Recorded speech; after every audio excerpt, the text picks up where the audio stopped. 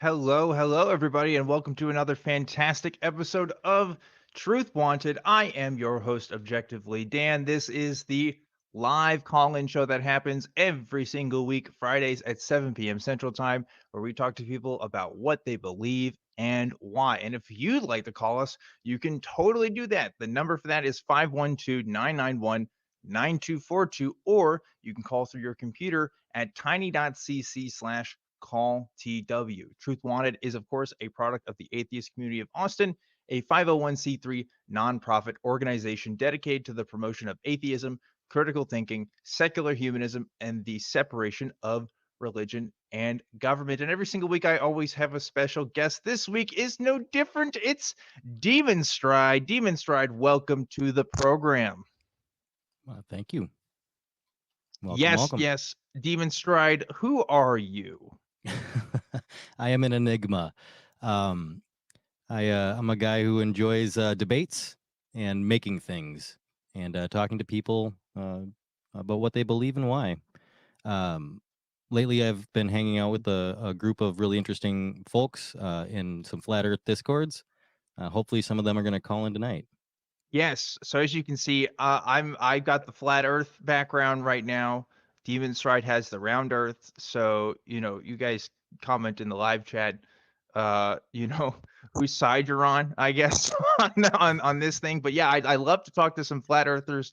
It's been probably about a year since we've had like a flat Earth call from someone who genuinely has a flat Earth belief. So I'd love to get into that. But of course, if you're new to this program, we don't just talk about flat Earth. We talk about God, we talk about Bigfoot, we talk about aliens, we talk about pretty much any kind of belief, but especially the more interesting ones, right? So if you have a belief and you'd like to tell us about it, please consider calling the number before or no, the number below, or again, visiting that link on tiny.cc/call TW. And we'd love to talk to you because we got open lines right now. So, Demon Stride, I am glad that you're here because we are about to talk about our comment of the week, or in our Mm. case, what we call We Want the Truth. Because every single week, folks, I always ask you guys, or I'm going to be asking you guys, I say always, this is like a new thing. We've only been doing this for a few weeks.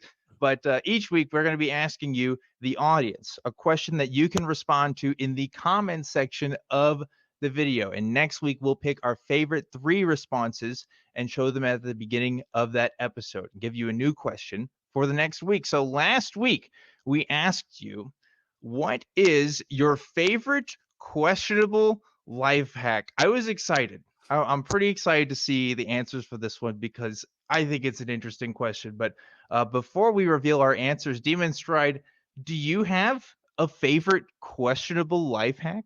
Yeah, I'll give you two actually. I have one that I questioned when I heard it, and then when I tried it, I was blown away. Have you ever had permanent Sharpie on anything and Mm. wonder how you get it off? You can take a dry erase marker and just draw on where that Sharpie is and just wipe it right off with a napkin. The questionable one is I live in a cold state, and I've seen that the Facebook post where take this towel, soak it in water, and put it on your windshield, and you won't have frost on your windshield in the morning. I have questioned whether I should trust that. I've heard similar things to that. Now I live in Texas, and if don't count the last 2 years or so when we've been out of power, especially in the Austin area, it's mostly okay to live here in the cold, right? Like ice is very for like it happens, but like Mhm. snow, like get out of here. It almost never happens. So I haven't had to utilize it that much, but that's some good responses here. I want to see what the audience had to say about our comments. So we're going to go to our number 3 pick. First, this is Larry Scar, who says, bend your thumb, nail to joint is about 1 inch, wrist to elbow inside is about 1 foot. Now, I this is interesting to me Mhm. because I have bigger hands than pretty much like anybody I know. Like I'm a really big dude, so I don't know about the thumb thing or the arm thing. I feel like I'm just inevitably going to be way longer than everybody else, right? Yeah, I always thought it was this part of your. Like, is this on I always thought it was Like this part right here. That's like the the inch. joint, Yeah, the like joint from knuckle to knuckle. I still feel like I bet we can't do this because we're on like two different planes of existence right now. But I almost guarantee if we lined ourselves up right now, like it would not be even. Like it just wouldn't. I don't Mhm. know. I don't know about this. This is definitely questionable. Definitely questionable. So it did answer the prompt Well, I succinctly, I mean, think. it is right when it says that from wrist to elbow is about 1 foot. It is usually your 1 foot size. Like, I don't know about my foot, but, my foot will be 1 foot there. I don't know if your foot would be 1 foot on mine. Yeah. Not Yeah. necessarily 12 inches, just my foot. Yeah, I see what you're saying. Cause but again, I also have, like, gigantic feet, so it's Yeah. like, does that even work? What do you do if you're, not my size? I don't know. I don't know. It doesn't all even out, but, uh, definitely questionable, right? So let's go to number 2 on our list here, and this one also a questionable life hack. Elliot Webb says, ask for no salt on your French fries at fast food because they'll make a fresh batch just for you, then salt to your liking.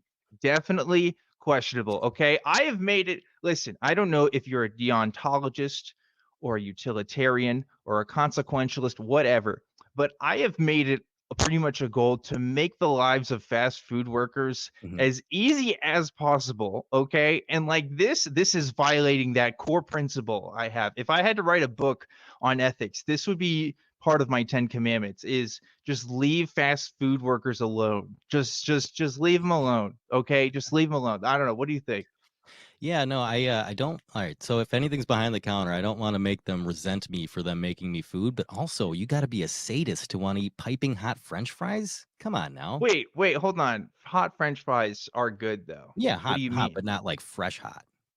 No, I disagree. Fresh hot, dude, because, like, then, like, when you have it hot, right, when you have it at the maximal Mhm. temperature, you get to decide how hot you want it. You Like know what where I'm it burns your saying? fingers to hold it, and you know it's gonna Even hurt okay, putting but it in your even if it mouth. burns your fingers to hold it, you just wait a little bit and you still get to eat it at the hotness that you desire. You know what I'm saying? Because once it Mhm. goes cold, you can't go Yeah. back, right? You I just used to can't.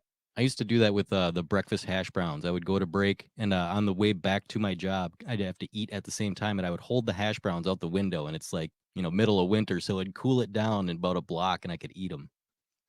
See, that's northerner solutions. I don't have that luxury, okay? So count your blessings is all I'm saying. I would prefer piping hot, 7 days a week. I'd be down for that. With blisters. Um, yeah, well, it's a price I'm willing to pay. Honestly, it's like you ever made like pizza rolls in the Yeah. microwave and then like you eat them too fast because you're hungry and you wanna do it, like, that's I still have that mentality, I think. I think that's what's happening right now, but regardless, we have a number 1 answer for this week, and this is coming from Pepper No Salt, who says, "If you hear a strange noise at night with your significant other and you're too lazy/comfortable/scared to get up and investigate, sigh and say in a slightly annoyed voice, 'I told my ex to leave me alone,' and watch your significant other get up to go investigate the noise at once." Now, I don't know. Uh, You can only do this, like, once, you know what I mean? mhm. And then, uh, I don't know, it doesn't work after that because then they know the shtick. But I am curious about this one. Unfortunately, my partner does watch this show, so I can't Mhm. use this on them because they're gonna see this and they're gonna know. But that's an interesting idea. What do you think? Yeah, no, I'm usually the one that has to go and look for the bumps in the night.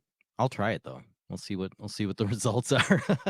I mean, it's definitely questionable, but also a life hack. I mean, that's they again, the prompt was answered here. So this was a fun question. You guys have very creative answers to this. And I'm glad that we started this segment because this is really fun. Definitely want to try to involve the community more. And show your stuff here. So if you like this segment and you want to participate, go ahead and comment below for the question I'm about to give right now, and we might read it on next week's show. So this week's question is going to be: in one sentence, what's the best pickup line? Period. That's it. What's the best pickup line? I don't care about your gender. I don't care how old you are. Just what's the best pickup line? What's going to be the maximal best for you in your situation? I want to know. So comment below. And that's also going to be what I'm looking forward to. I want to see what you guys have for that. But we are, of course, Truth Wanted. This is a call-in show, and we'll get to calls in a bit here. But I want to talk to you more, Demonstride, about who you are. I mean, you are an enigma. You are a mysterious being. I know you like to debate. Do you spend a lot of time doing debates in that way? Are you making creative stuff online? Like, what's what are you all about? I'm trying to get into the creative online space. I would love to have more debates. Maybe some people can follow us to the Discord later, and we'll meet up there. Yeah. Um, yeah, but I mean, I work a regular job. I'm just a regular guy. Man, okay. Well, I know that you've been talking to people online about their beliefs Mhm. and what they believe and stuff. I know, as we mentioned earlier, you talked to flat earthers in particular, which, by the way, folks at home, again, if you're a flat earther who wants to call in because Demon Stride told you to do it, now's the chance to call in because we're going to get the calls in a bit. So get in line because I want to talk to you guys. But like, what other beliefs have you been talking to people about? It really runs the gambit of everything from, um, I mean, it's not just the shape of the earth. It's why physics works the way it does. Some of the beliefs are, it's not gravity, and it's um, an electrostatic force essentially, because you can measure the electrostatics as you go up. And the idea, I guess, is that this is what's causing the electrons and everything to have its what appears to be gravity. But Yeah. also, many one of the religious ones was, with my friend Kiwee. We did one about Noah's Ark and, Ron Wyatt discovering Noah's Ark in Turkey, and, that was a fruitful debate, but, uh Yes, I remember the Noah's Ark in Turkey thing. It's kind of like this weird cultural thing, and I think the origins of that, right, is like National Geographic or something did like a mini doc in like the 90s or something. yeah. I don't know. Yeah. And like is that the origins of that? Do you know off the top of your head? I think Ron Wyatt is the most, popular one that did that because he actually got airtime. There was actual, footage and, broadcast time spent on it. Yeah, yeah, like, I've seen that claim specifically online, like, "Oh, they found Noah's Ark, it's just in Turkey." And it's just like, "Well, that's crazy, it's just been, like, hanging out there, and we haven't, like, done anything about that." But, yeah, that is interesting, and also you brought up claims about physics, I find to be fascinating because there's so like, I would hate being a professional physicist and being public about that because the emails they must get Mhm. must be the most ridiculous BS you've ever seen in your life because it's never simple, right? If you believe in a God, you can say that in one sentence. If you believe like I don't know, the ether is a phenomenon that exists and affects our physical reality, like if you believe that, you have a reason, right? Like you must have some sort of mathematical equations or some BS to kind of like support that, and that Mhm. gets like very complicated very fast.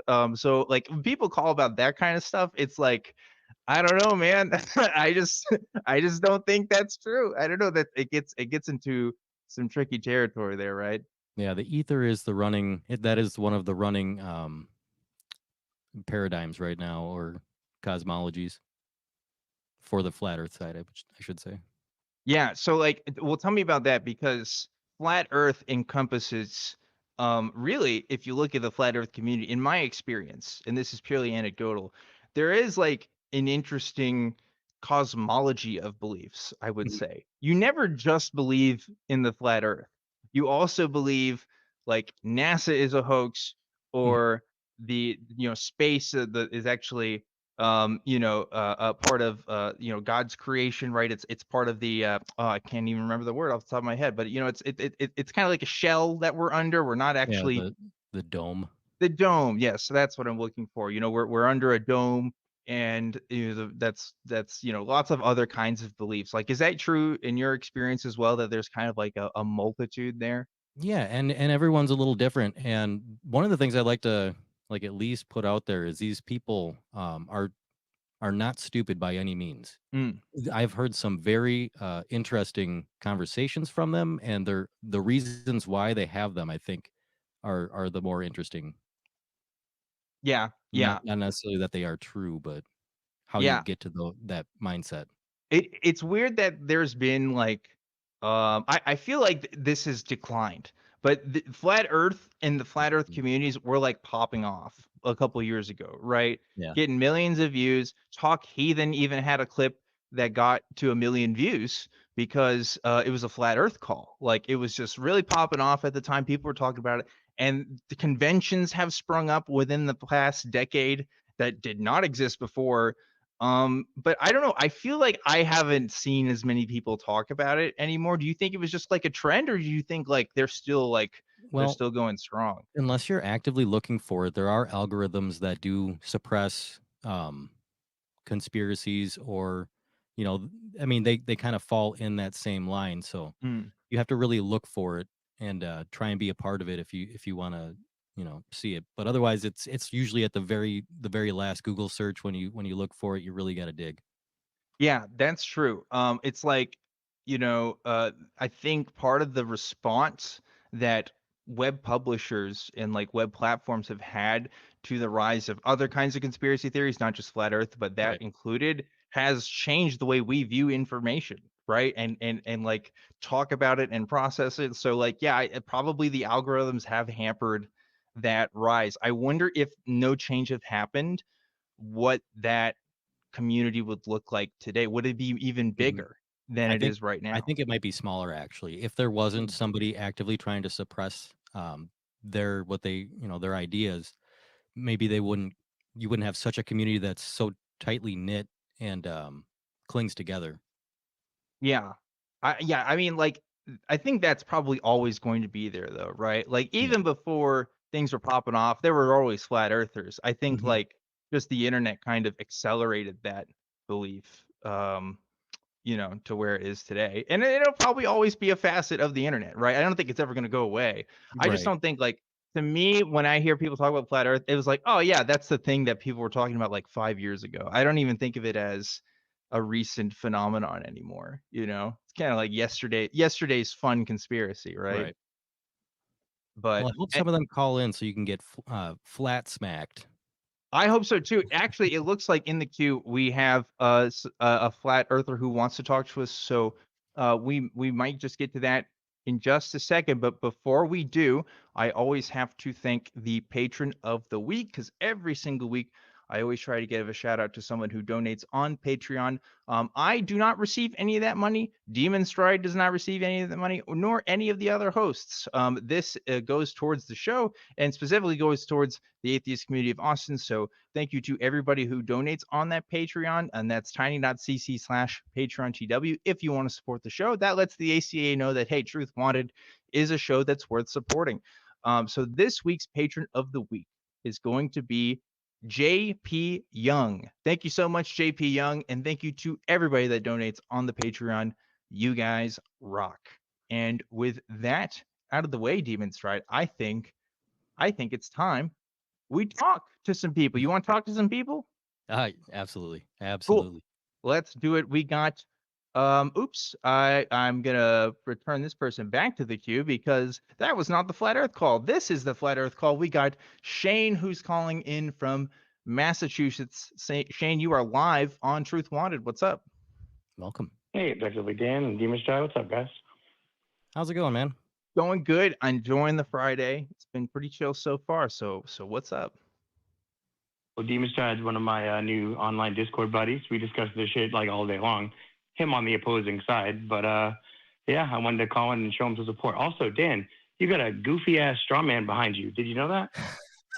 Okay, so here's what you need to know, Shane. There's a reason why Demon Stride is laughing is because he literally told me before the show, like 10 minutes before the show started, when I put this as a background, that I was going to get called out and say that this isn't actually a reflection of flat earthers' beliefs. So that is very interesting you point that out.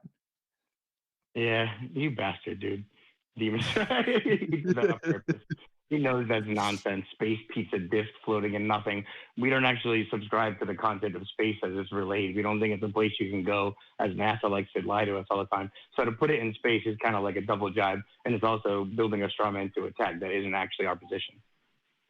Yeah, I mean, I could argue that maybe this is more subscribed to other kinds of beliefs. I mean, you have to agree that the flat Earth community has a pretty varied ideas about what exactly the cosmology of our universe is. So I would argue at least one flat earther probably thinks this is the case. Zero. But you think it's absolutely zero.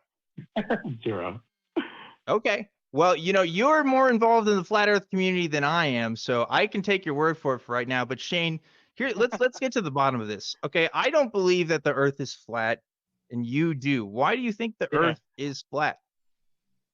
Well, I mean, every basic observation, everything you see. Let's try this. Why do you think the seasons happen? Why do I think the seasons happen? Well, I think that's an interplay between the Earth's relationship with the sun. I think it has to deal with things like the axial tilt and also how the Earth orbits around the sun. But that is pretty much my idea of it. I'm not a physicist or an astronomer by any means, but that's kind of the idea I have. Do you agree with that, Demonstryde, or do you have a more specific idea? Yeah, no, that pretty much falls in line. Okay, so there we go. So yeah, your answer would be like the axial parallelism, right? So the 23.4 degree tilt of your space ball as it circles around the sun at 66,600 miles per hour. Motion without chasing this around. So that spin and tilt actually is what creates your season. So you have the parallel race from the sun on its approach to the sun, hitting the northern hemisphere, and then hitting the southern hemisphere on its retreat from the sun and its elliptical orbit. And that's what gives you summer into fall into winter into spring. But that's ridiculous and absurd and reification of like 4 different things that haven't been proved, including gravity and a whole bunch of other things. And our explanation is, elegantly simple and easy. The sun circulates from the Tropic of Cancer to the Tropic of Capricorn, and it goes further away. When it's at the Tropic of Capricorn, here in Massachusetts in the north, we have winter, and when it's up here next to us over the Tropic of Cancer, we have summer. Super easy. So, why do you think then? Oh, sorry, keep going. I didn't mean to interrupt. Because explanations like that are more simple for a flat earther than they are for a heliocentric believer. Interesting how you define simplicity there, because I agree that intuitively, if you look up at the sky and you don't know anything about physics or anything how the world works, yeah, it does look like the sun just kind of moves around the Earth. But I think if you propose the ideas that scientists have been proposing for centuries, which is that the Earth does in fact rotate and is a body of matter in space, and therefore has relationships with other bodies of matter in space. I actually think it makes sense. I actually think the observations that we have today and the things that we've been able to accomplish make even less sense under a flat Earth model. For example, like satellites. I have no idea how the hell satellites would work under a flat Earth model. Or really anything that involves, geotagging or any technology that works on the assumption that we can have coordinates on a grid on the Earth like that, Well, I mean, so you mentioned celestial bodies and planets and things, and you mentioned satellites, and we'll get to satelloons and 98% of the internet running through undersea cables after this. But if you want to talk about prediction of gravitational influences, there are actually no predictions that can be made with the Kepler equations that run that for planetary bodies, because you have limitations like the 3-body problem, where you can't predict the gravitational influence of more than 3 bodies in a system. It actually breaks down mathematically. AIs and supercomputers can't predict it. And then the way to solve it, the way all the physicists solve it, the way you're taught to solve it is to simplify it. So essentially you're changing all the parameters of the proposed 3-body problem. You're simplifying it to a series of 2-body problems. And doing this is how they got, say, the path of our solar system and the elliptical orbits of our planets. So you have broken down 3-body problems into just, say, Earth and the Sun, Venus and the Sun, Mars and the Sun, Jupiter and the Sun, so on, to get our perfect elliptical solar system. But mathematically, nobody can actually predict that. The math doesn't work. I've been talking for a bit now. Demonstryde, do you want to jump in? Yeah. I guess What I wonder is, what is it that causes the sun to rotate above the plane of the Earth? Like is there something, holding the sun and causing it to shift between the different the cancers? And Yeah, I don't actually know what's suspending it up there, right? So it's moving around the Earth the way it is and the way it always has been, following the lines within the tropics to create the seasons as it always has. I mean, what's your explanation for the analemma talking about the sun's path and the sun's reach? oh, the analemma. What? Refresh me. Yeah, the wonderful infinity symbol that you get from photographing the sun every Oh, year, every day for a year, the same position, right, with the fat bottom infinity symbol. right. I mean that is. I mean that's explainable in the globe model as well. So. Well, yeah. Well, I'm asking you what that explanation is, Demonstryde. Come on. The explanation is you're taking a picture of the sun from a different point in the orbit around the sun in space. So you're getting So a why shifted position. why is But it why? elongated on the bottom and not on top and not equidistant? And Oh, I believe the elongation is because it's an elliptical orbit. So it's not just a perfect circle. If it was a perfect circle, I would imagine it would just look, like an oval, and it wouldn't be more elongated on one of the ends than the other.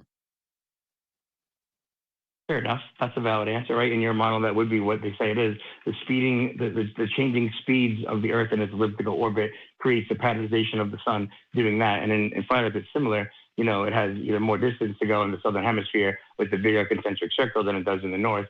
Therefore, you have an elongated bottom. But it also changes in height, right, to give us the equinox and the solstice and all the crazy light patterns that we get on Earth. Yeah, anything that I mean, I still don't understand, right? Like, again, I'll go back to like satellites, for example, like the information that we get, that entire technology, like how that works. Does a flat Earth model really account for every single advancement that we've had in space technology, or is it all a lie? Like, what does that even mean under a flat Earth worldview? I mean, technology is real. Cell phone tower triangulation is real. Ground positioning radar systems are real. Tracking real time is certainly real. Satellites orbiting 1 billion miles an hour in space in super synchronistic orbit, not so real. Right? You remember the Super Spy satellite that was from China circling across the entire U.S. recently? Do you remember how the uproar that caused? That wasn't a That's satellite, though. not. That was a balloon. Oh, I see. I hate to tell you, but that's mostly satellites, man. Right there. Really? That That's satellites. They're just visibility over. balloons. Mm. So all satellite TV comes from balloons.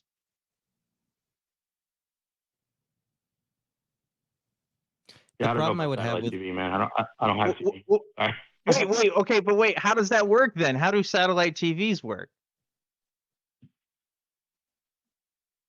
Yeah, I don't know. I don't have a satellite TV. I haven't looked into well, satellite. Well, here's don't you how think that's a big deal? Wait, hold Possibilities on, on the internet. Demonstryde. I gotta know this. How do you think satellites actually do things? Because, okay, let's say you're right. Let's say all satellites are balloons, so they just keep inflating the balloons in the air and it never stops. Like, how does that work? Yeah, no. So satellites aren't anything to do with things in space. They're ground-based systems, just like cell phone towers are ground-based systems, just like the internet is 98% underground sea cable. So there's nothing really having to do circulating above you that would make satellites work. It's a ground-based system. That's interesting. Where are these systems at?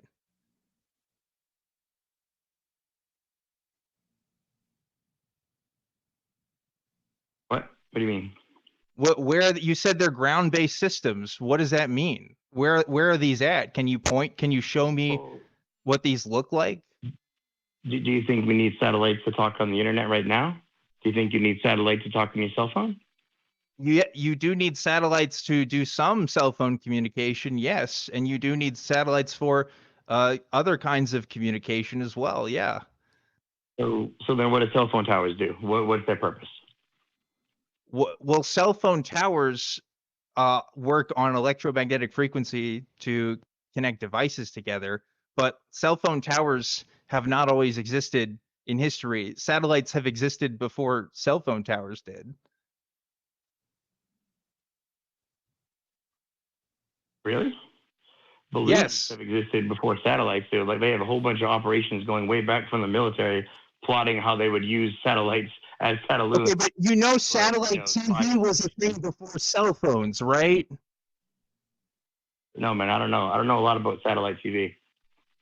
I think you should look into that, really because that is a big problem for me, because like the fact that satellites orbit the Earth and we are able to bounce those signals off of those bodies in space, like, is almost one of the biggest things in my belief that, yeah, the Earth is round, because otherwise that doesn't make any sense. I don't know how that technology functions or works. How do you, how do you know they're orbiting the Earth? How do you know that their position is as accurate as is radiating down to the? Do you have a transceiver? Have you tested the code? Did you see where the actual signal is being transmitted from? Compared it with the coordinates to make sure it's actually how many miles up? You can see, yeah, there are internet sites that track satellites, and not only that, you can go in at night and see satellites orbiting the Earth. If you want to know where the International Space Station is at, you can literally do that at any time, and you can follow that path all around the Earth. So for satellites to be real, right, you have to have them up there matching the Earth's orbit, meaning that the Earth actually rotates. Do you know how and when and if anyone's ever proved that the Earth actually rotates? Well, I mean, if you had to prove that the Earth rotates, I mean, like, I think it's demonstrable by the fact that there are days, and days wouldn't exist. There are planets out there that don't have the same days that we do, because they're geo-locked with the sun, or not our sun, but other solar systems, right? Like the moon. The reason why we see the same moon phases is because it rotates in a way that actually matches the way that we face the Earth, and the same goes with other star systems. So you're saying that because everyone sees the same face of the moon and it's both an orbiting body with a face lock, that's proof that it's actually moving? That's more proof that it's not moving, actually. Why would you say that? Well, why would you think that an orbiting body facing us? Wouldn't we see all sides of the moon, first of all? The impracticality of it being phase locked to us. So the actual explanation is we don't actually see any other side of the moon. We all simultaneously see the same side of the moon, right? Why do you think that means that it proves that orbiting around? First of all, I mean, not everybody on Earth sees the same parts of the moon at all times, right? Because the moon can appear in the sky for some people and isn't in the sky for other people, because it's going around the Earth. In a flat Earth worldview, I don't know why the moon would like go away, but I mean, maybe it could. Demonstryde's like, yeah. Oh, he knows an answer to this, but yeah, I'm not gonna give his answer. He does, right? But he does. That would be weird. But again, I'm talking a lot here. Demonstryde, you got to jump in. This is your debate partner, Shane. You guys got beef, okay? You guys go back, so I don't know. No, we're not. I run a debate server, and I made him a moderator there. Sorry, go ahead, Dave. The only problem I see with satellites and satellite TV like being, balloons or whatever, the satellite dishes like generally point to a one spot in the sky, right? So I don't know how that could be explained by, balloons be like in orbit. Like there would have to be like a balloon going up and then getting traded off with another balloon and the signals dying off. So I don't know. I don't know how that would work on a flat Earth. Yeah, I mean, satellites aren't really the biggest fight to debunk. It's really easy. But you're saying that you don't know how the moon would go away, or how, like, the assertion that nighttime debunks flat Earth always gets to me. That one's really funny. Like Earth hasn't figured out why day turns to night, right? Like, oh, it turns to night. Well, I didn't account for that. Holy cow, the Earth must be a ball. No, it's because the local sun causes the same effect. It goes, closer and further away, and it brings its light with it. You can't see forever. When the Earth is circling over flat Earth, just like the moon is, it gets to a point where it brings its light with it. That wasn't what Demonstryde was saying, though. He's saying if you look at every ground-based like the actual satellite dishes, they're pointing up to the sky, right? Like generally, in the hemisphere that they're on, they're all pointing to the same point in the sky. Right. So how does that make any sense in a flat Earth? Like, what are they doing if the Earth is flat? Can you guys find me a non-computer generated image of a satellite in space real quick? Go ahead. I'll wait. I mean, I've seen one with my own eyes before. I was in New Mexico, and I could see it moving all the way across the sky, and then it vanished right before the horizon. Yeah, I mean, like, well, like, again, like, satellite technology has been around since, I'm pretty sure, like, the 60s at least, right? So when dishes are on Earth, what are they pointing to? Like, what is actually happening? Like, when a TV or any other device is connected to a satellite, what does that mean in your worldview? Nothing. I mean, it's connected to the internet, receiving the same signals that I'm using to talk to you right now, right? No satellite. No, internet. No satellites required for triangulation. so what are the ground-based dish? Like, what are they pointing to? Why would they be pointing out into the dome? Well, you know what the ionosphere is? The ionospheres, yes. Yeah. Right. So in your model, that's what they say when we have radio signals bouncing too far off from two distant objects that wouldn't be possible through Earth's curvature. They say that they're actually rebounding off the ionosphere to get to that super distant point, and therefore negating the point of Earth's curvature. So when they say if signals can't be bounced off the ionosphere, if you are pointed up there, it makes sense that you could receive a signal from a tower or a mountain or across the plane from pointing it up and getting the rebound. So let me understand what you're saying. You're saying satellite dishes point up to the ionosphere, and the ionosphere brings that message back? Well, I'm saying that it's possible that that's what's happening, because when they use the radio frequency towers to send transmissions across the ocean, and they said, no way it'll make it because the Earth's curved and there's no way that signal will reach it. They actually, when it did reach it, they said, no, it's not that the Earth's flat, it's that we're bouncing signals off the ionosphere to reach that super far distant point. So to reflect that, to receive some. Well, I'm trying to understand it in your worldview. So, like, the ionosphere exists in your worldview. Yeah. Yeah. Right. How? Where does that come inside the dome? Yeah, we call it. Yeah, inside the dome. Is the the ionosphere is literally the firmament? Could be. It's certainly the rebounding practicality that the ionosphere is said to have would be accomplished by our firmament. Sure, send a signal up, rebound it off. Right, it's a parabolic. Okay, that's interesting. So, what about the other spheres? Because there's multiple atmospheres, right? Like, do you believe all of those exist too? Multiple layers of atmosphere. I mean, we don't believe that you can have gas pressure without containment, leading right up by a density gradient up to the total vacuum of space. The pressure gradient density doesn't really allow for that, but we do believe there's different layers of varying density as a gradient as you go up. Why wouldn't we accept that? Well, because you also said you don't believe in gravity, so I don't know how that works. And also, the ionosphere has I'm not an expert, but I'm pretty sure there's charged particles up there that wouldn't be there if we didn't have a magnetic core, for example, which I don't know if you believe there's a core. Maybe you do, but well, we do believe in magnetism. Certainly everything is electromagnetic. We don't believe in the gigantically flawed geodynamo model that you think produces the magnetic field of Earth, because that doesn't line up with the measurements on the South Pole and the North Pole. But you did mention gravity, and gravity is a fun one, right? Gravity doesn't exist. There is no gravity. There is an accepted measured downward acceleration, 9.8 meters a second. It's not the same everywhere. It's just an agreed upon average. The causal relationship between gravity and that downward acceleration has never been proven, has never been tested, has never been experimented to prove that that's what it is. And our alternative viable theory for that would be electrostatic downward acceleration, where the downward acceleration vector is caused by electricity because Earth has a negative charge by default. And as you go up, there's a measured identifiable voltage gradient in the atmosphere, 100 volts a meter all the way up. And the top is positively charged, with the Earth being negatively charged. And because of that gradient, we can assume that we have actually two Gaussian surfaces between us. That's the only way you get a voltage gradient of that nature. And the downward acceleration is just the non-zero downward vector caused by electrostatics that determines the general direction of down, and then density, buoyancy, and viscosity sort everything else out. Okay.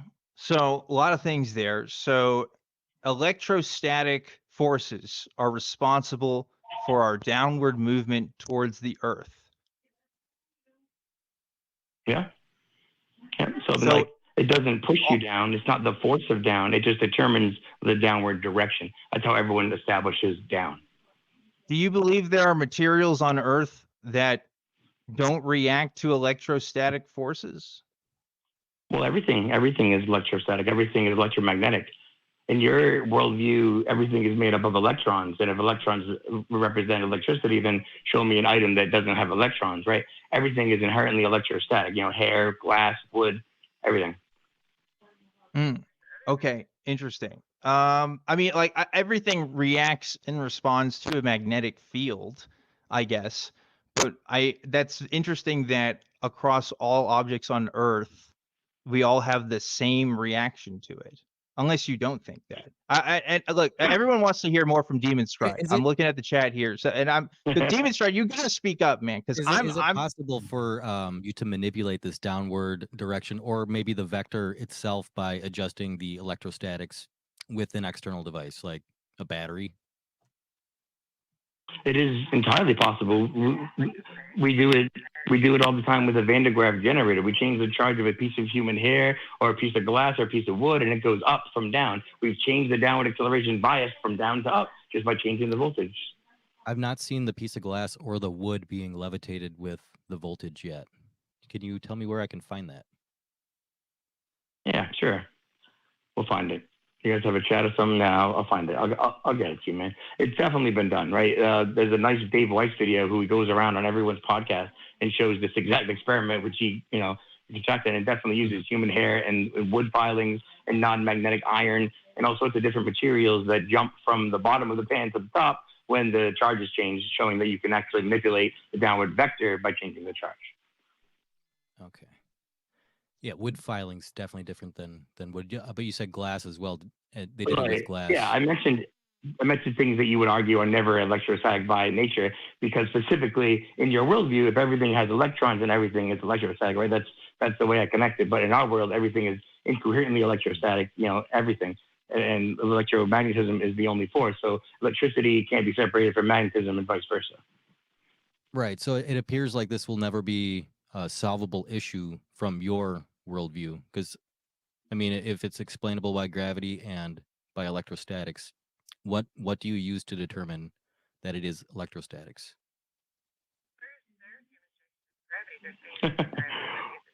Well, we're providing an alternative causation relationship to replace the lack of causation relationship proved by the non-experiment of the globe, right? There is what experiment has proved that the downward acceleration is in fact this mysterious pseudo force, not force, called gravity. What experiment has shown gravity exists? Yes.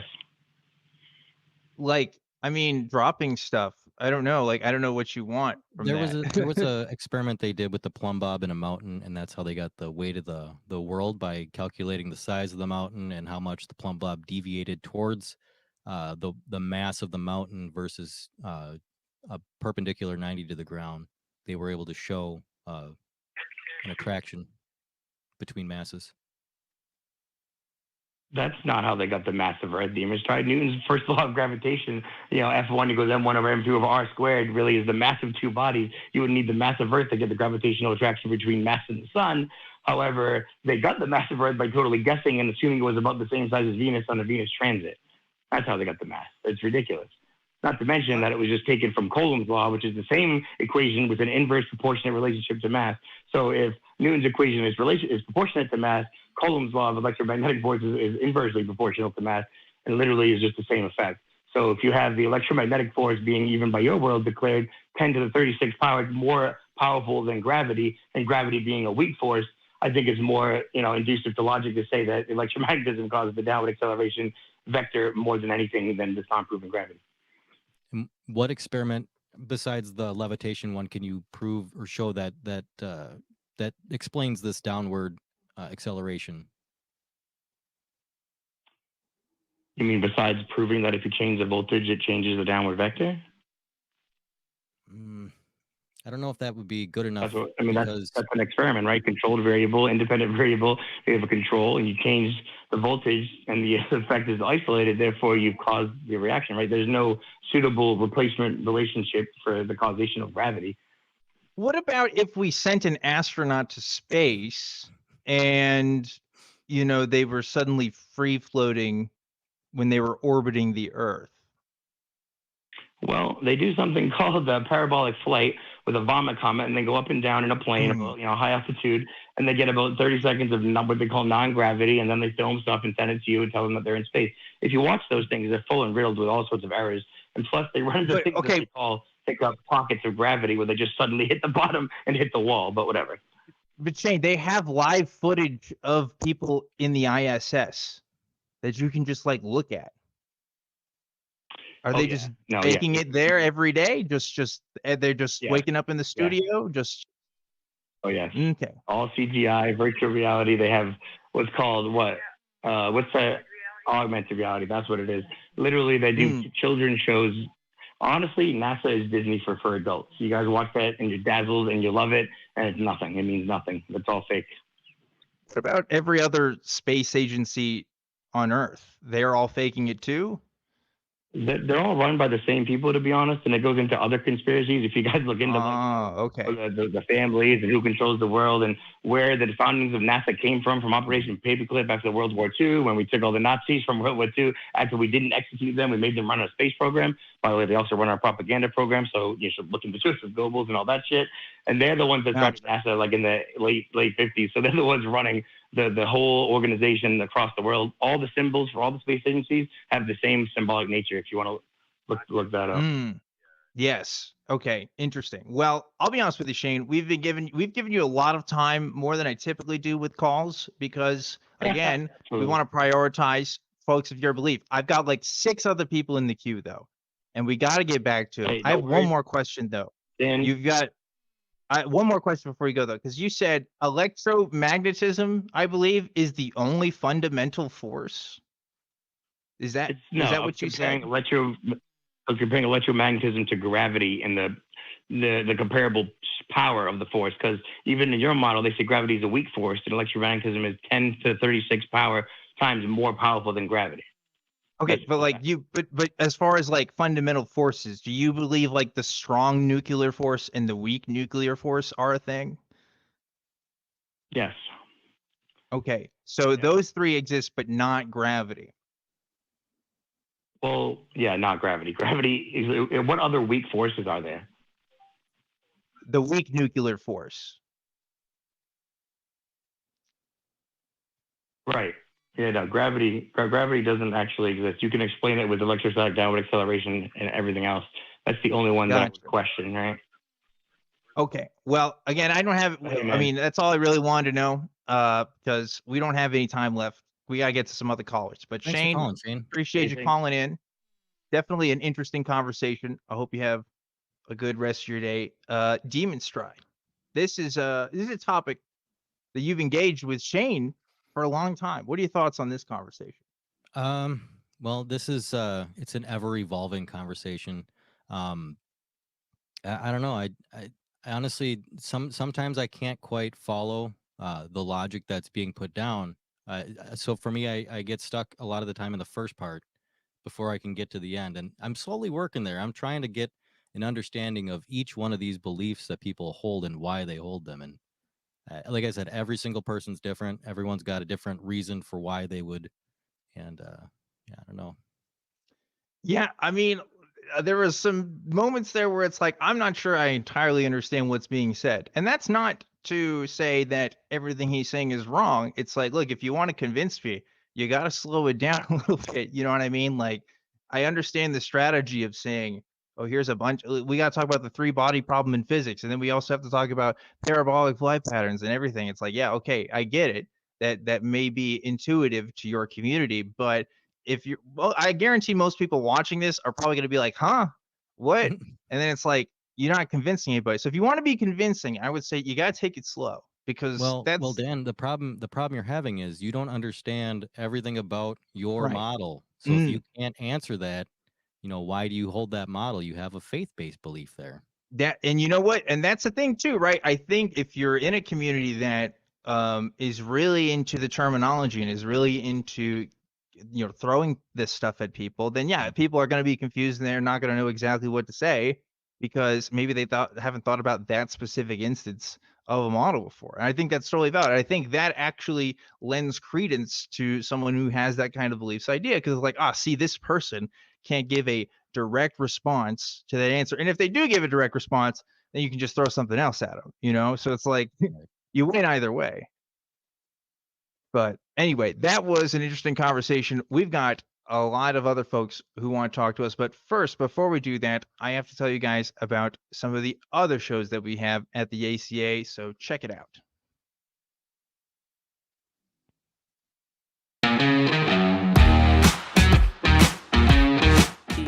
The annual penis festival and they have big penis floats that people carry around on their shoulders. You get penis shaped lollipops and it's a big turnout. Well, I went hiking last Saturday and I was in Bastrop, Texas, trying to just enjoy nature, and I kept looking at my phone because I wanted to know what's up with the Alaskan UFO thing. Marjorie Taylor Greene, Lauren Boebert, and that other white guy, and some other white guys. Not these white guys. Not these. Right. Not these ones. Not those two. No. Y'all have an accent. We can Not right. That don't have an accent. In New King James, though, it does say, "I am bringing floodwaters on the earth to destroy from under heaven all flesh, which is the breath of life. Everything that is on the earth shall die." Uh-huh. So Right. everything. No, Right? So God, that's a God quote. If God creates people that he knows are not going to be saved, why do that if they're just going to be, destroyed ultimately? I do believe that God created a certain people to be saved, and God created a certain people to be damned in hell. Yikes.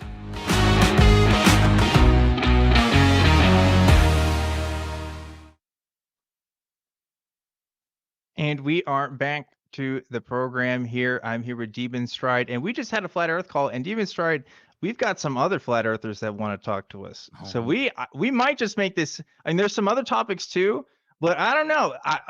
This might just be a Flat Earth themed episode here, depending on how many people want to call in and talk about it. But real quickly, just so you guys know, if you are going to be in the Austin area tomorrow, we are doing our auditions for new hosts and new crew members for the atheist community of Austin. In particular, we're looking for folks who are at least able to make it to the studio on a somewhat regular basis, at least a monthly basis. But if you're going to show up there, we'll take you in. We'll see what you got. I am going to be there. I am going to be helping with the hosting auditions. We are, of course, really looking for crew members. That is our top need, but we are looking for host talent as well. So if you're interested in that, I am going to be there, and come check us out. And also, if you are going to be in the studio this weekend, you might as well check out our live shows, which are happening on Sunday for Talk Heathen and Atheist Experience, because I am going to be hosting both. That's right. I'm on both shows. Kara Griffin is going to be with me on Talk Heathen, and Johnny P. Angel will be joining me on the Atheist Experience. So come check it out. Doors open at noon for that. The event, of course, is always free. And I'd love to see you. Love to meet you. I've been, ever since the library's been open again, I've got to talk to a whole bunch of people. Last time we were in studio with Truth Wanted, I talked to somebody who's from Maine who said they wanted to come talk to me. It's like, wow, that is crazy. Like, he had some business trip stuff going on, so like I wasn't top priority, but it's like, man, it wows me every time that you guys want to talk to me, and I think it's great. So come check it out, and would love to meet you. But with that out of the way, one more thing though, I will mention, if you want to get more information on that, or you have questions or comments, whatever you want to send to the crew or other folks at the ACA, you should email the show for tv@atheist-community.org. If you want to email this show specifically, it's truth@atheist-community.org. So check that out if you haven't already. And Demonstryde, I think we're gonna go back to Flat Earth. Is that okay? That's perfectly fine. Okay. We got another call about Flat Earth. We got Jim, who's calling in from Indiana. Jim, you're live on Truth Wanted. What's up? not necessarily flat Earth. I was going to think maybe viruses or health or bacteria. I just wanted to make a comment. Demonstryde and I are going to have a nice little talk on the 11th of March on Tartaria. We're going to have a nice little fireside chat, which I'm looking forward to.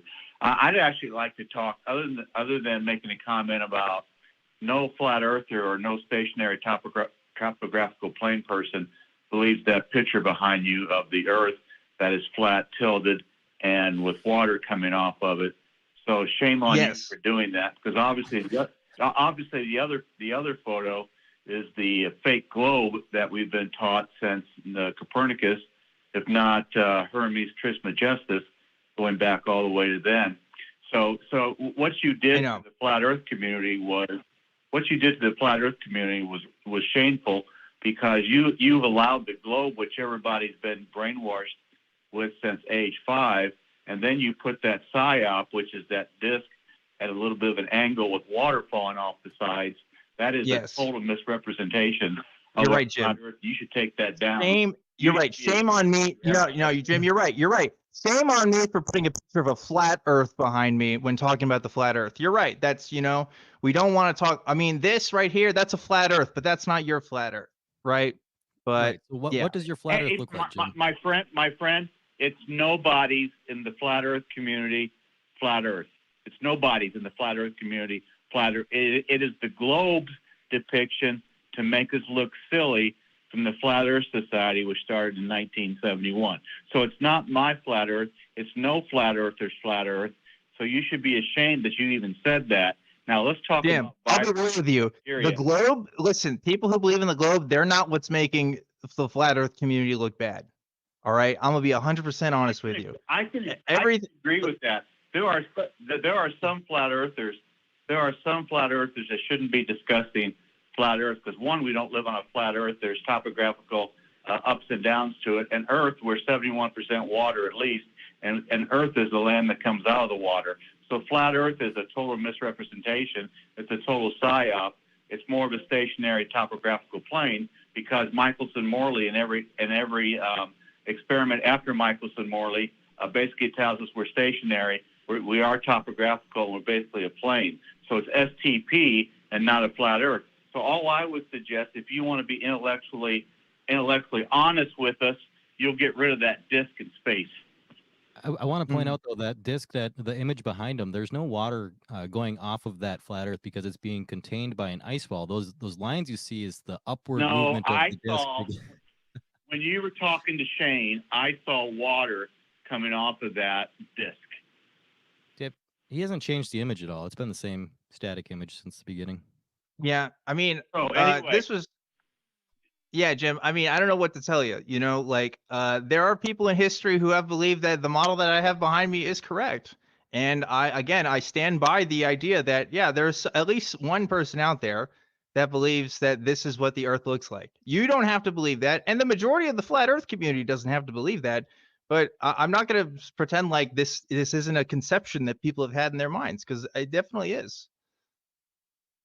Do you think the Flat Earth Society was flat Earth, or do you think it was controlled opposition? Do I think the Flat Earth Society is controlled opposition, or do I think they're legitimate? Do you think the Flat Earth Society is legit flat earthers, or do you think it's controlled opposition to make flat Earth look bad?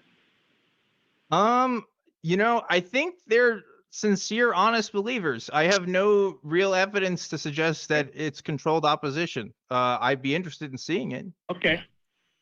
As a globe earther, you can say that. Just like as a globe earther, you can put that depiction of the flat Earth behind you and have all kinds of fun with it, when the thing that's the round ball has never been proven to exist empirically or through physical evidence. But you can go ahead and believe it if you want to. Now, Demon. That's right. That's America, baby. That's what it's all about. You know what I mean? I'm expressing my First Amendment rights. But there is a physical evidence of this globe in the blue marble photo. It's an actual tangible negative you can witness. There's no CGI needed, and it's physical. If you want to go by photos, they were doing Photoshop back in the 1800s. So good for you that you can look at a photo and say it's a ball. It doesn't Yeah. measure a ball. It doesn't look like a ball when we're here on Earth. On the terrestrial, which is the Earth, it does not look like a ball. You have to go into the sky with NASA to look like a ball. Do you disagree? Jim, I mean, wait, do you have a picture of the flat Earth? That is a total misnomer. You cannot go further south than the 60th parallel latitude according to the Antarctic Treaty signed December 1st, 1959, went into effect 1961. You can't go any closer than 500 miles to the North Pole. It measures stationary as far as Michelson-Morley, and it's topographical, and it's basically a plane. We don't have a photo. But you know what you don't have? You don't have a ball. You don't have a sphere. You don't have a planet. You don't have an oblate spheroid. Well, Jim, you have nothing. Jim, what if you went past it? Let's say you could go past it. Let's say there was no treaty signed and you were free to go past it. What would it look like going backwards? Hey, Like here's the great question that you gave Shane. You said if. Now, if you want to deal in hypotheticals as an adult and say if, then I'm not going to play that game. If doesn't get you in. If you can go into space. If you can go south of the 60th parallel. If I was 7 feet tall, I could dunk a basketball in the NBA and make $40 million a year. Listen, But hey, that's not necessarily. Not necessarily. You gotta have talent for that. It's not just about being tall. I know this as a tall person. I suck at basketball, right? But look, Jim, I'm just saying. Yeah. Jim, first of all, people deal in ifs every day of their lives. I don't know why you think that's a childish thing. Because I'm sure you would ask me, well, if the globe is real, then what about X, Y, and Z? I mean, we just had that conversation with Shane. So I don't know. I don't know why you think that's childish. But beyond that, right, if you have a model of the Earth and you want to support, again, one that is drastically different than what the vast majority of human beings on Earth actually believe, I think you're going to have to do more than just say, well, you know, this is how it is, right? Like I don't know what reason I should have to believe that the Earth is flat. I really don't. I don't have like a single one besides it looks kind of flat when I look out, you know, but that's just like because I'm on a giant ball. So like, I mean, why should I personally believe in a flat Earth? Why do you believe in a spinning space ball?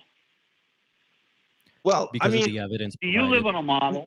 Do you live on a model or a simulation or a map, or do you live through observation and experience?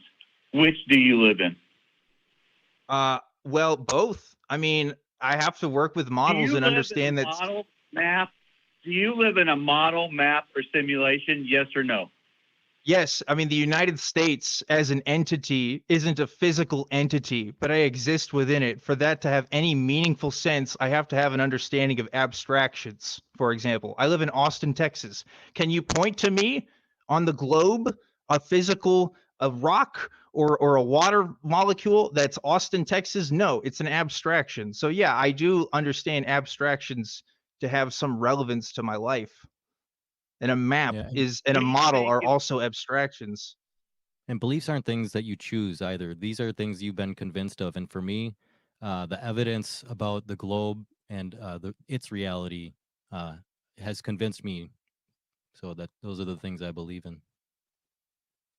We think it's a ball, though it measures flat. We think the Earth spins, though we don't feel it. We think the Earth moves around the sun, though we can't measure it. We think water curves around the ball, though we can't see it. We think light curves in the medium of air, though we can't prove it. We think gravity exists, though we can't explain it. We think there's a universe, though we can't verify 95% of it, dark matter, dark energy. We think we are smart, though we are actually Jim, I gotta stop you. Are you reading off of a meme right now? Or do you have this memorized? I am reading off of my research and my brain. Is your research a JPEG you found off Facebook? Because if it is, that is not research. Us Flurfs have brains. You have no empirical or physical evidence anytime that you live on a ball. Nimrod tried to go up to the sky, to the sun. Hermes Trismegistus, he was sun worship. Yeah. Copernicus was sun worship. Copernicus on the evolution of heavenly spheres talked about Firmus Trismegistus. You had, But how does that you had, prove that the Earth is flat? You had Newton. You had Newton. Jim, we gotta have a conversation here. Listen, Demonstryde brought up a good point. You can talk about problems in a globe Earth model all day, perceived problems. We believe in a globe Earth, by the way, just to put that out there. But that doesn't actually demonstrate the claim that the Earth is flat, right? Just because you're negating one thing doesn't actually prove the other. Like, I am interested, and again, I don't know if you quite answer this. Why should I believe the Earth is flat as opposed to any other model? First of all, we don't live on a model. Just like that thing behind you that is tilted flat and having water come off the edge of it is not a model. I'm gonna do this for Demon, because by the time we have our little talk on March 11th, I am going to have, maybe, if I'm lucky, I'm going to have at least a half hour of my Nikon P1000, which I just got, looking across Benton Harbor, Michigan, to Chicago, 62 miles at 30 feet observation height. It should be 2,038 feet worth of bend. Now, it should be, your physical horizon should be 6.71 miles. I will be able to see 9 Okay, so times. Jim, listen, we gotta speed up this thing a little bit, okay? Is it safe This to is say something that? I'm sorry, Demonstryde, I'm gonna ask this real quick. This is something you're going to do in the future. You haven't done this yet. What do you have right now? I have the fact that you don't have anything for empirical and physical evidence Again, of your ball. Jim, I have to reiterate the fact that even if I couldn't demonstrate that the Earth is a globe, doesn't prove that the Earth is flat. What do you have that demonstrates that the Earth is flat? There is not one engineering blueprint or construction of any highways, any canals, any railroads, any pipelines, anywhere that you can find that factor in 8 inches per mile squared. There is no experiment to show motion of the Earth around the sun.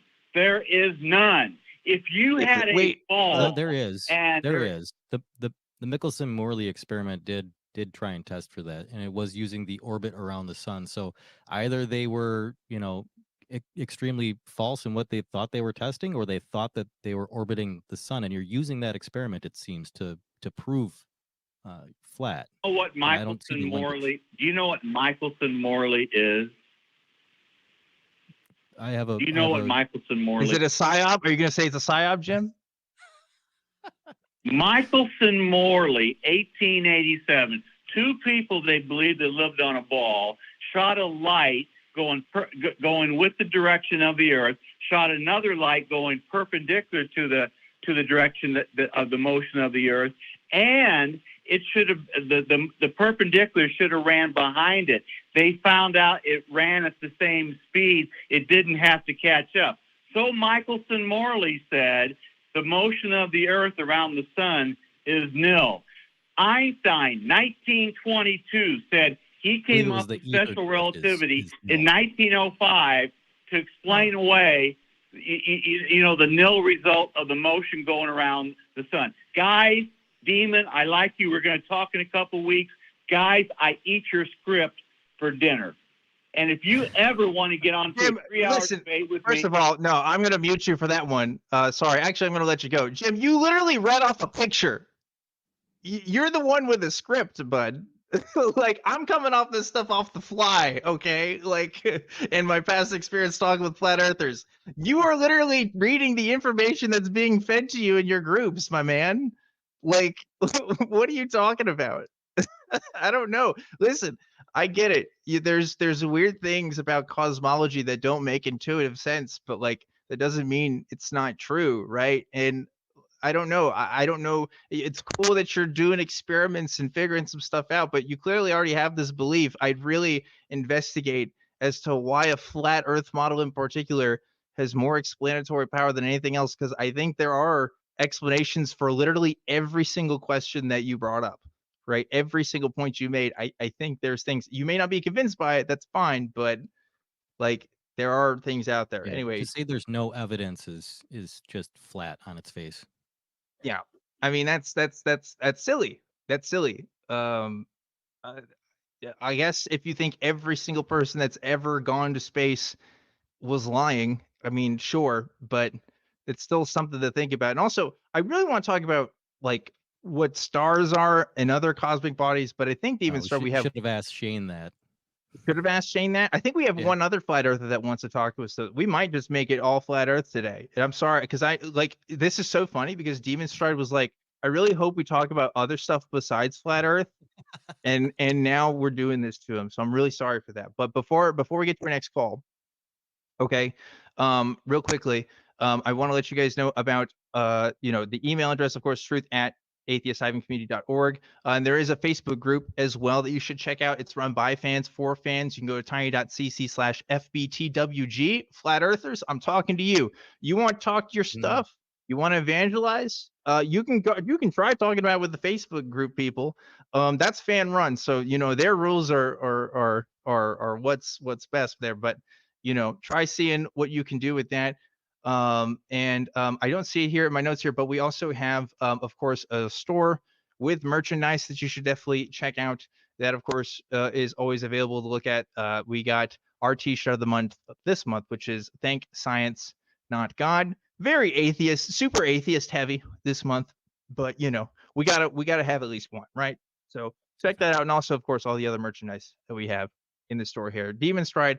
I think I see at least one other flat Earth caller, and I'm we bracing. we gotta What's take. the name? Okay, we got Kiwee, who's calling in from Canada. Kiwee, you're live on Truth Wanted. What's up? How's it going, buddy? Very good. Thank you for the invite, Demonstride, and thank you for hosting Dan and co-hosting Demonstride. Guys, thank you. Hi. Hi. What's up? So I see specifically, you talked to the call screener. You asked, how do you contain a medium with an observable pressure gradient? Is that specifically what you want to know from us? That's my question for you guys. Okay, Demonstride, you've had this conversation before, so Yes. what do you think?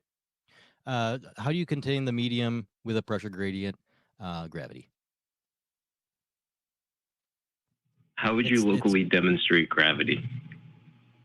Locally demonstrating gravity, I would probably use a what's that column?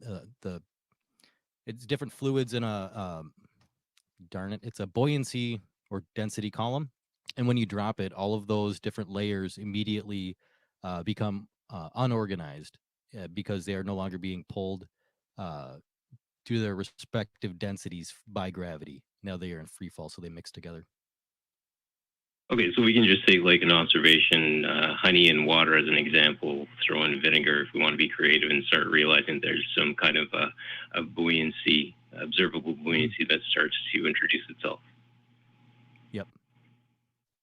All right, so the characteristics of each independent, i.e. the honey, the water, the oil, if you will, you take away their observable characteristics, i.e. their weight, and you simply plaster it, label it with the idea of gravity.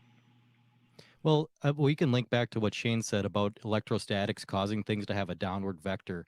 If that's what's causing these things to organize in a gradient, why, when you drop it, do they all mix around? They should stay in their specific gradients.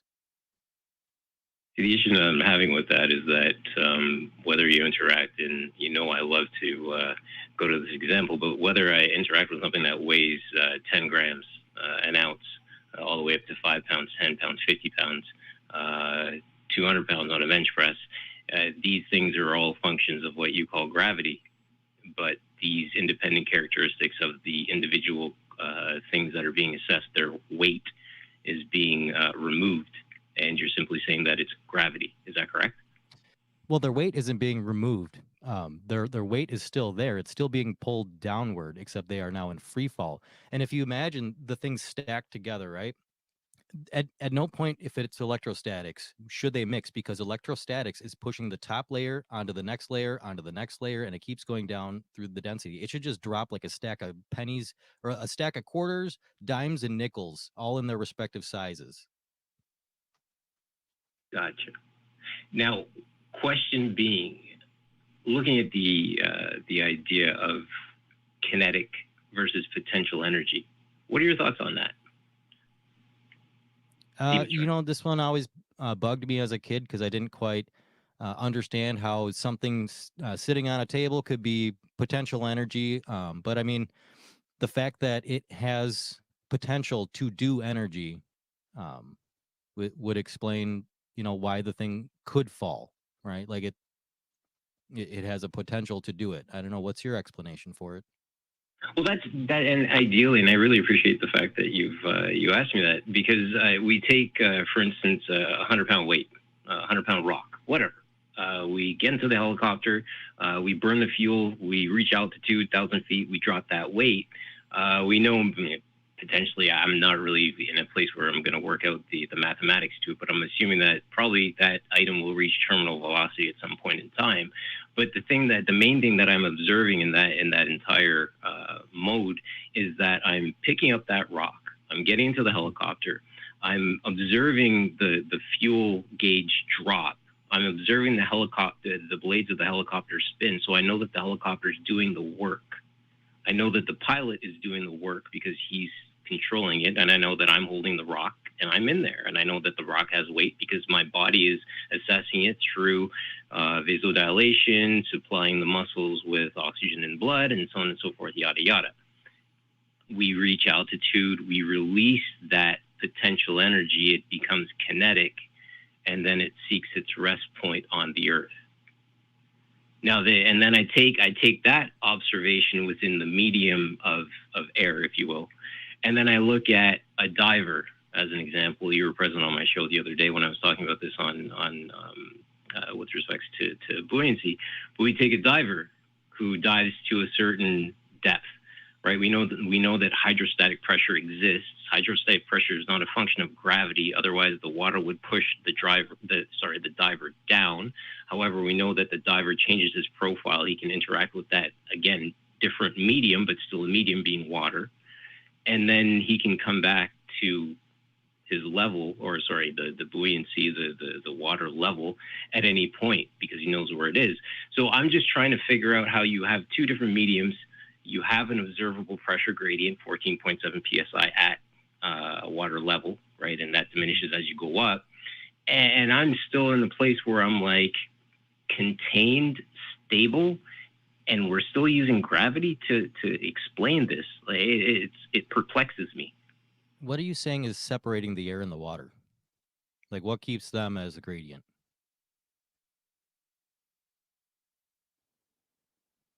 Their densities. The heaviest water goes on the bottom. Right. And why is it have a downity? A downity? Yeah. Instead of an uppity. Because it has the characteristics of a weight. Right? I'm not at as I say, I'm not at a point where I'm ready to go to gravity because I still haven't fully ascertained how we can introduce something, right? Like it's like halfway, right? I'm going to pick up the pen and then drop it and say gravity, but what about picking up the pen? I still got to get credit for that.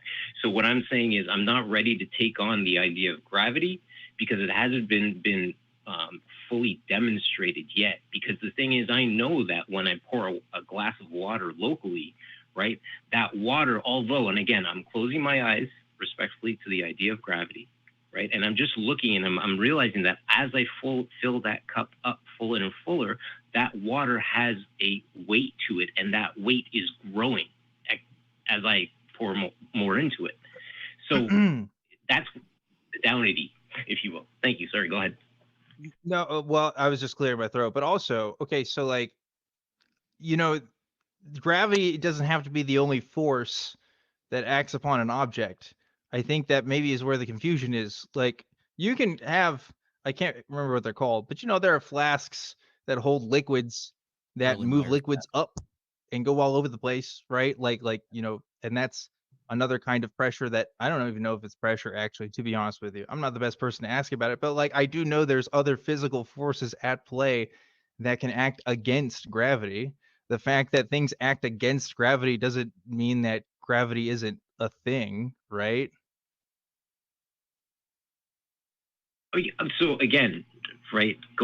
Just coming right back to what I said at the very beginning is, I'll use another example, a weight rack that has weights from 5 pounds, 10 pounds, 20, 30, all the way up to 50, right? Each of those things, to me, again, appear to be potential energy. I pick them up, I work with them, kinetic energy, I put them back down, potential energy, right? Again, from a standpoint of, you say there are other forces, okay, I know like apparently there's 4 of them, 4 forces. Gravity apparently is the, quote, weakest, right? But again, my friend Dan, like from a standpoint of, I'm still looking at that individual item, and I'm saying that that is an individual item on its own. It's a red car, as an example, right? It's not to say that all cars are cars, right? If I'm able to describe something simply by stating characteristics to it, I think that I can still stay within that one lane of describing that thing, saying it has a weight of this, and this other thing has a weight of that. And that's it. Introducing gravity into that seems to be a stretch, a reach, if you will. I would say the objects have an individual mass, right? Mhm. And the amount of gravity. So the gravity on Mars, the gravity on the moon is going to be different based on the masses there. So you take that same weight to one of these other planets, and you will notice they don't feel like they weigh what they say they weigh on the metal.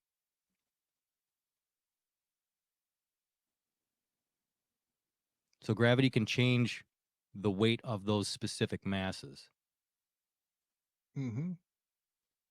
Depending on what? Because again, you introduced Depending on Mars and Where other where you're located in space. Mm-hmm. Okay, so we're going to go to space to bring home the idea of gravity. I mean, if you want to test out gravity as a thing, yeah, that's actually a really good way to do it, right? If you show that, hey, things on the moon fall at a different rate than most things on Earth, I'd say that actually perfectly demonstrates gravity. So I got to go to the moon to test out gravity. Okay, got it. You don't have I'm to. gonna I'm just saying withdraw that's one thing. Again, Demonstryde already mentioned at least one other experiment that talks about gravity and its forces. But yeah, like that's definitely not the only thing. I don't still, from a standpoint, again, respectfully of, again, how you can have air and water within an enclosed, Why? I believe to be, pardon me? Why not? Why does that confuse Because you? of gravity. Because we're using gravity to bring home that idea. And I still can't, as I say, locally describe it, or even demonstrate it. It's an idea, again, of picking up a pen, right? Wait, when you put something object on a scale, are you not locally demonstrating that that object has a mass? The object has a weight. I want to check my weight. I get onto the scale. It tells me what I weigh. But then the thing about it is, are you going to build in the idea of gravity into the definition of my weight or of the person standing on the scale? I mean, inherently, yes, because if you swayed yourself on the moon, you would show a different result. Mm-hmm. And you could take that same scale to the moon, right? You can't. I mean, you can go to the moon. I mean, you can sign up. They're going to be, working there soon in the next 20, 30 years. I don't know if you'll be around for it, but it's not an impossibility.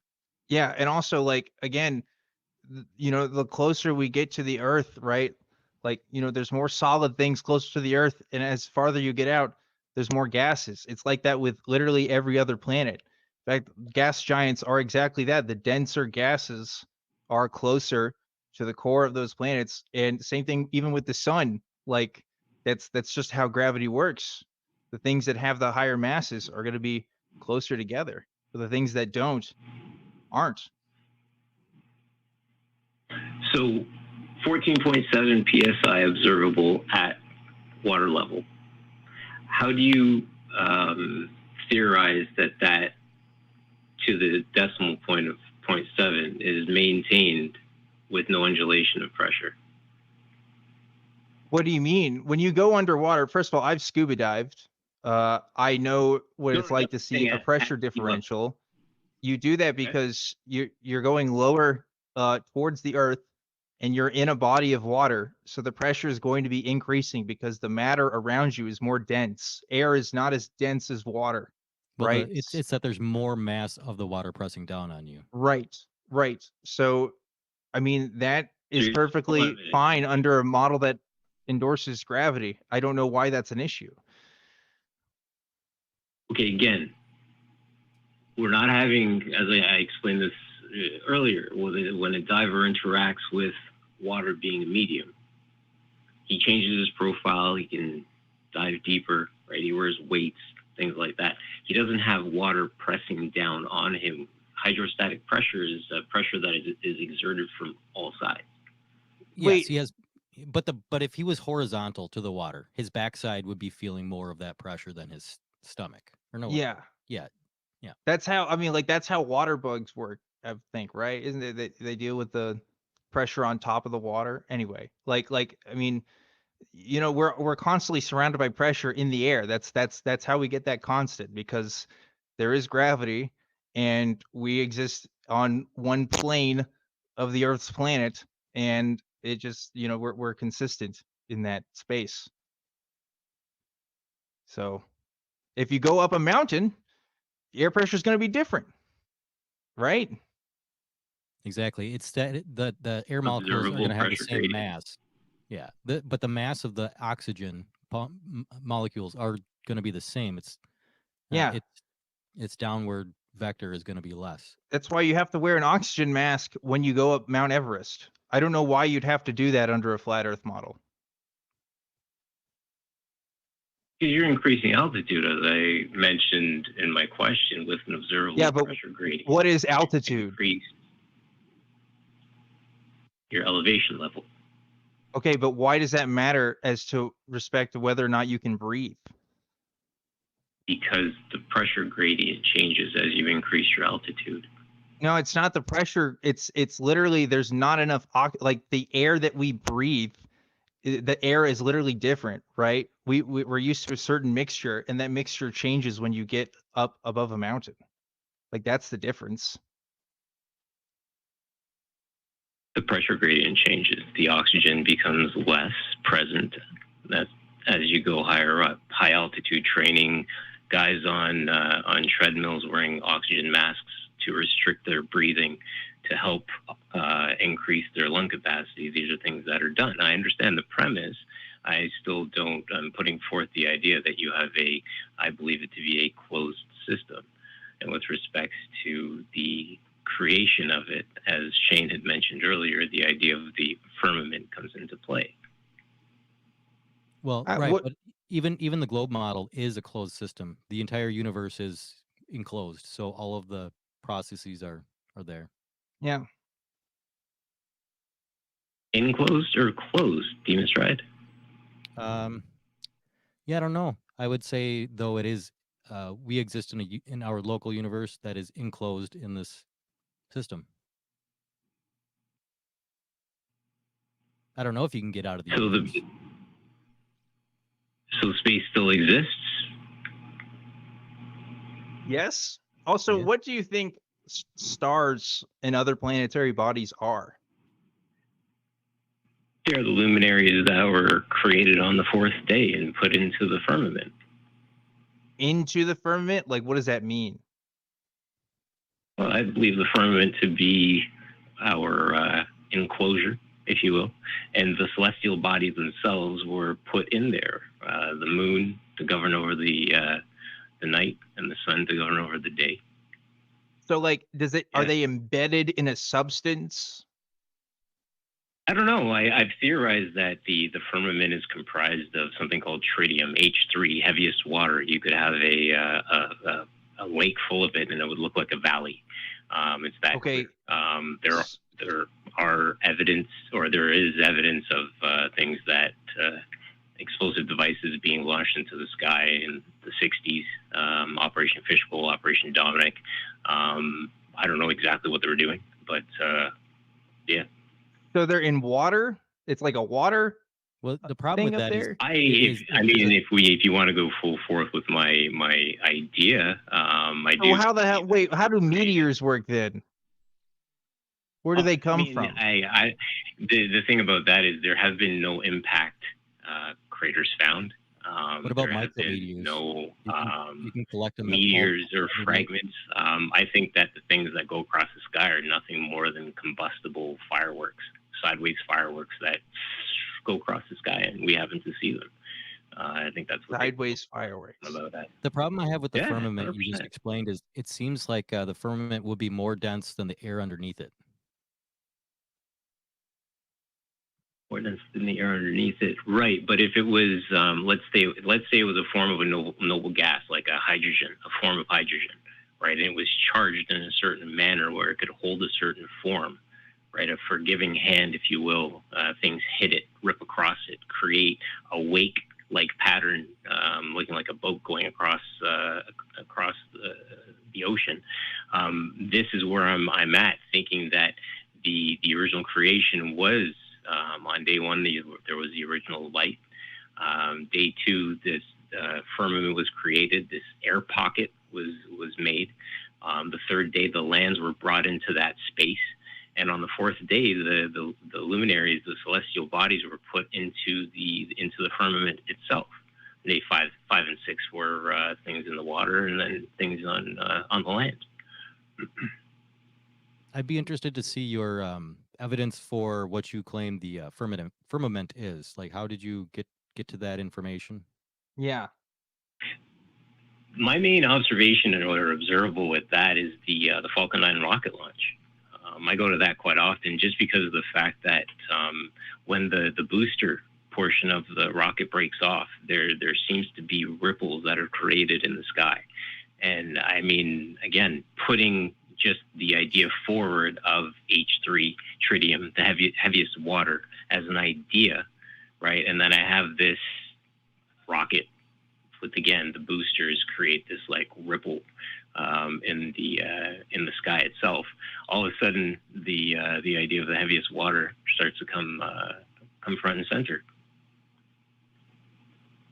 Well, I mean, again, I don't know how stars work then if they're like in water. It seems like that doesn't make sense unless Feels they're like they would get displaced every time a meteor came through.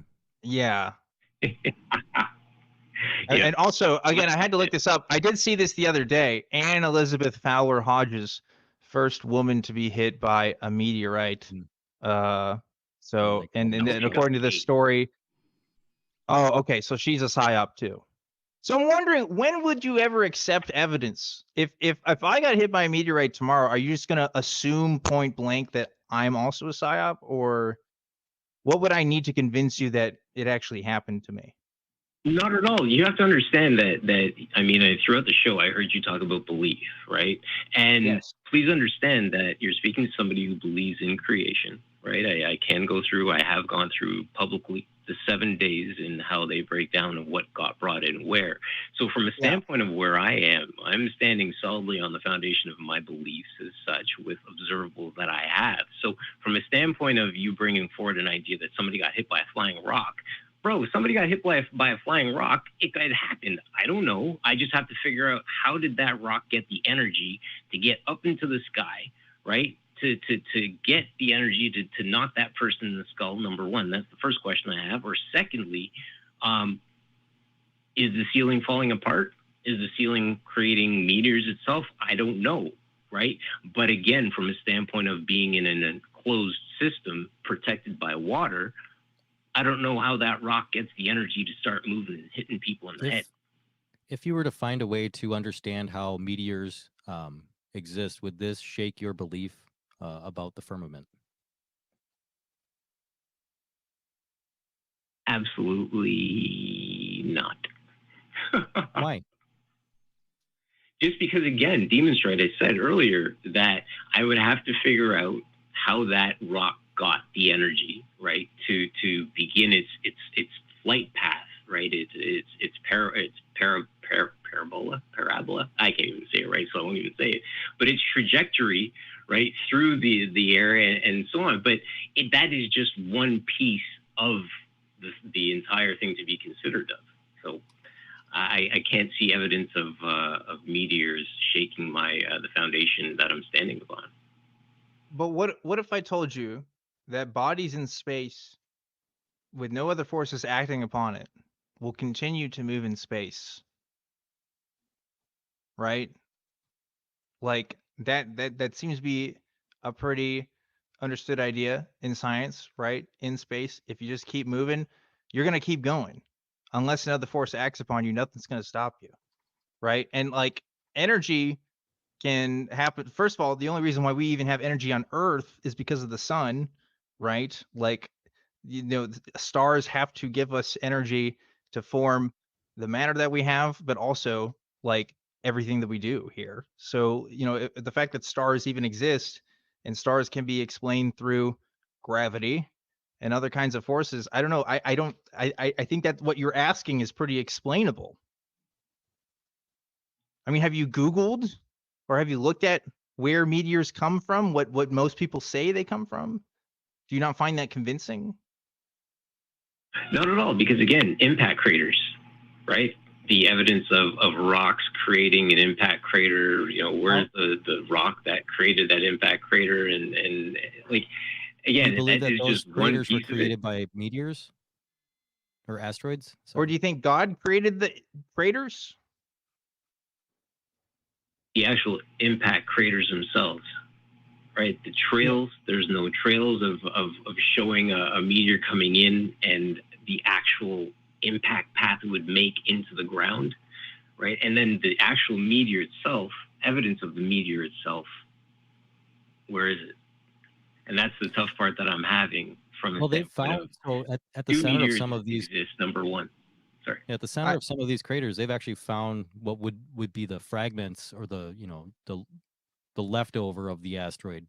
So I mean, there is evidence for impact craters and material being there sufficient for it. But like the whole rock isn't going to be there. Like there's energy imparted into that crater, and Yeah. Anyway, look, we're already over time here, Kiwee. We got to end the show so because we much. usually wrap it up at 8:30.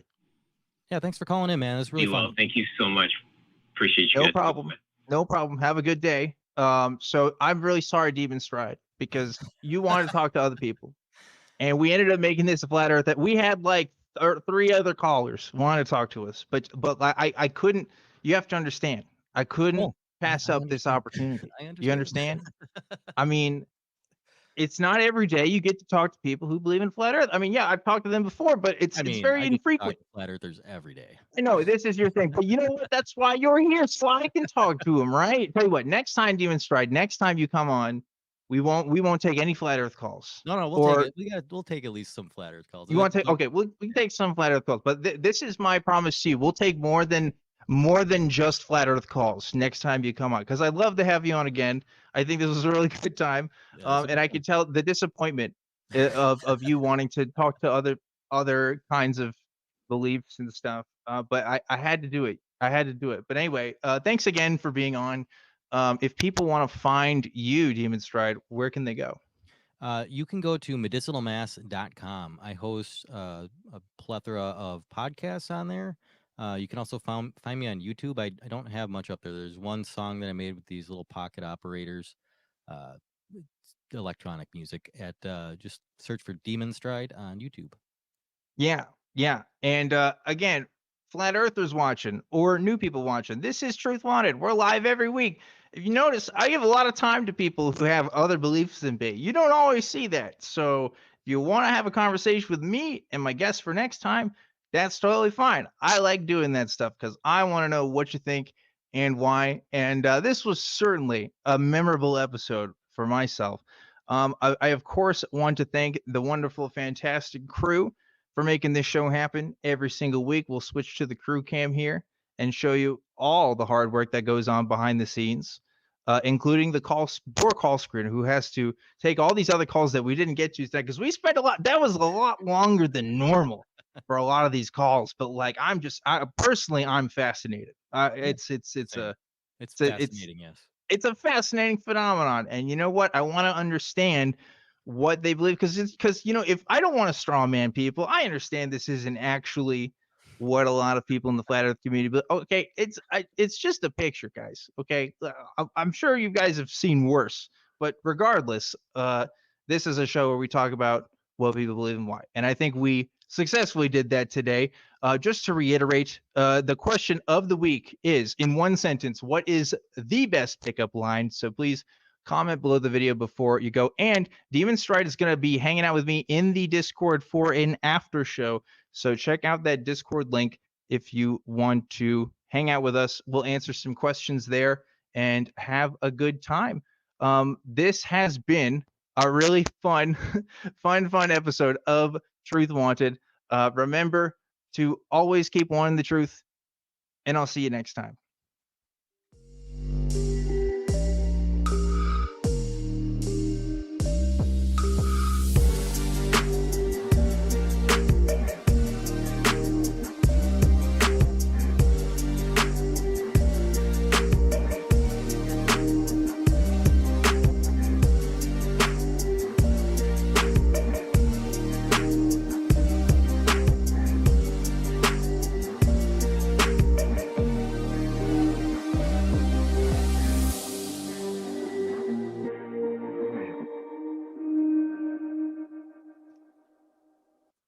Have you ever wanted to be a host on an ACA show, or be the one calling the shots behind the scenes?